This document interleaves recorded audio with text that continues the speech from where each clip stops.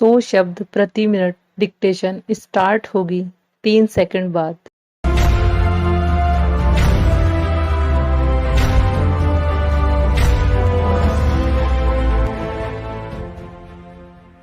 Start. राज्य गरीब जनता का है और उसके नाम पर उसके संरक्षक बनकर हमें उसको चलाना है। अब गरीब को ऐसा अनुभव होना चाहिए कि हर एक उसकी सेवा में लग रहा है। सूर्य के उदय होने पर धनी गरीब सबके घरों में प्रकाश पहुँचता है। ठीक उसी प्रकार स्वराज्य का लाभ सबको एक समान मिलना चाहिए। इसका सुख धनी निर्धन सबको बराबर मिलना चाहिए। जनता को हमने वचन दिया था कि स्वराज्य मिलने पर हम आपके दुख दूर करेंगे।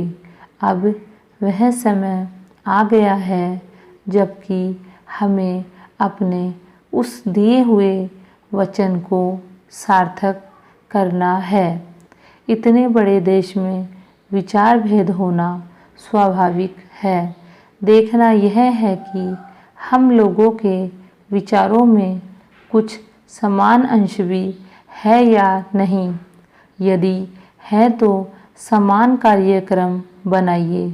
इस प्रकार कार्य करने से हमारे भेदभाव कम होते होते एक दिन मिट जाएंगे और अच्छी बातों का अपने आप उदय होने लगेगा। अगर उसी प्रकार भेद स्थापित करने का प्रयत्न किया गया तो लोग सत्ता के पीछे पड़ जाएंगे और स्वराज्य प्राप्त होने का आनंद हम लोगों को नहीं मिल सकेगा। अध्यक्ष जी, किसी भी देश की विदेश नीति अपने में कोई स्वतंत्र नीति नहीं होती है, वरन वह किसी देश की आंतरिक नीति को स्पष्ट करती है। उदाहरण के लिए हम अमेरिका को ले सकते हैं। उसने अपने यहाँ अधिक अन्न पैदा किया और जब उसके पास अनाज फालतू बच गया तब वह अपने बकाया अनाज की बिक्री के लिए ऐसे देशों की तलाश करने लगा जो उधार पर माल ले सकते हों। किंतु हमारी आंतरिक नीति ने यह तय किया कि खर्चीले ढंग से सरकार चलाएंगे और स्वदेशी मुद्रा की कोई राशि हमारे पास नहीं बचेगी। हमने कर भी लगा दिए और मुद्रा प्रसार भी कर दिया। कुछ संकट पड़ने के बाद इस बात की आवश्यकता को नहीं समझा कि उस पैसे का कहीं अन्यत्र उपयोग कर सकें। श्रीमान, मुझे माननीय प्रधानमंत्री जी के इस कथन पर दुख होता है कि दुनिया के अमीर और गरीब देशों का अंतर लगातार बढ़ता जा रहा है। मैं उनसे यह पूछना चाहती हूँ कि भारत की विदेश नीति ने उस अंतर को घटाने की क्या कोशिश की है? क्या भारत सरकार ने कभी दुनिया की पंचायत में यह कहने की हिम्मत की है कि बालिग मताधिकार के आधार पर यूएनओ का चुनाव होकर एक संसद बनाई जाए? और क्या आप में यह देखने की हिम्मत है कि फौज के हिसाब से कर लगाकर एक विकास का खाता खोल दिया जाए? जो देश विकसित है उनके मज़दूरों का 1 घंटा हमारे देश के मज़दूरों के 100 घंटों के बराबर माना जाता है, क्योंकि उनके पास साधन हैं। इसीलिए यह अंतर और भी बढ़ता चला जा रहा है।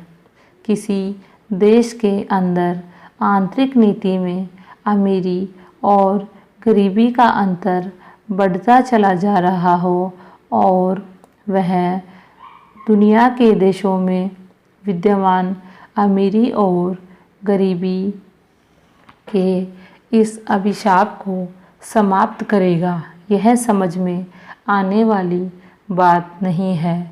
अब मैं आपका ध्यान एक और बात की ओर दिलाना चाहती हूँ। पूर्वी जर्मनी को मान्यता देते हमें परेशानी होती है, इसलिए कि शायद पश्चिमी जर्मनी को बुरा लगे, लेकिन पश्चिमी जर्मनी ने तो अपनी रक्षा का भार दूसरों पर छोड़ दिया है।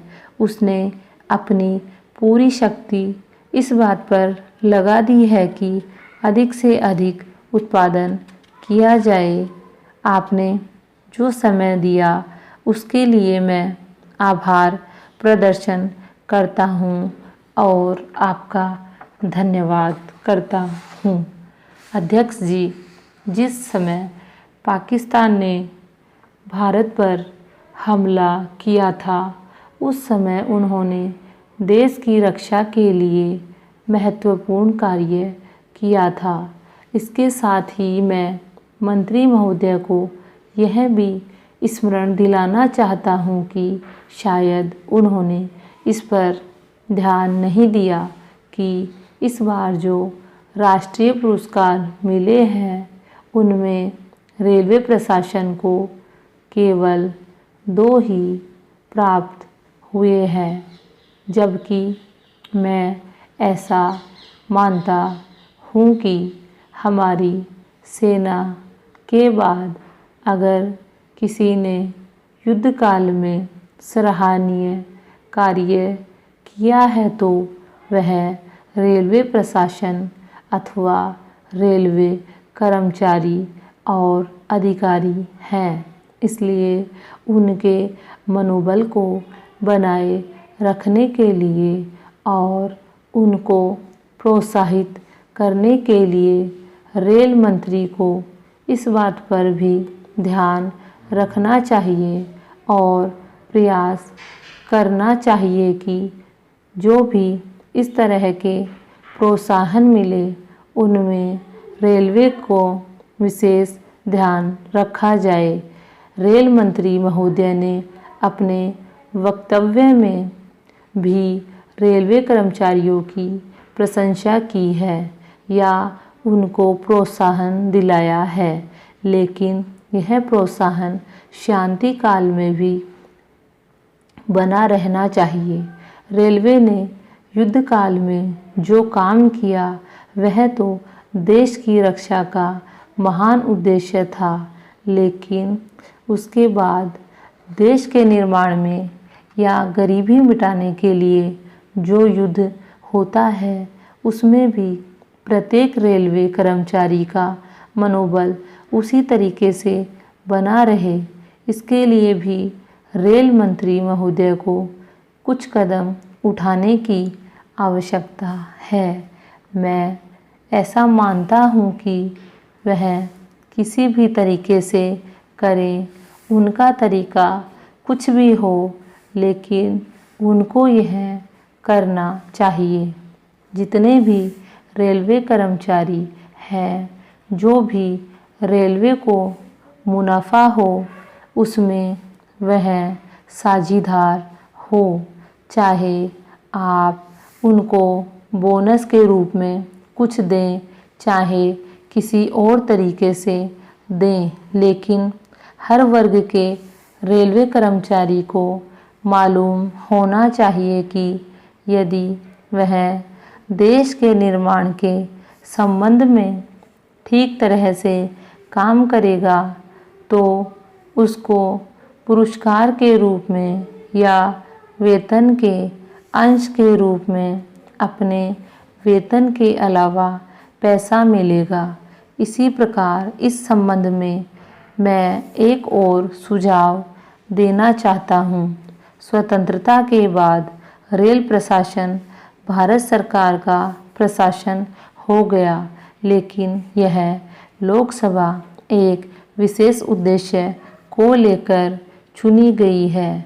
यह उस कार्यक्रम का एक नमूना ही है। गांधी जी ने जीवन के सभी पहलुओं पर प्रकाश डाला था। धन को वे संयम से व्यय करने के हक में थे। स्टॉप।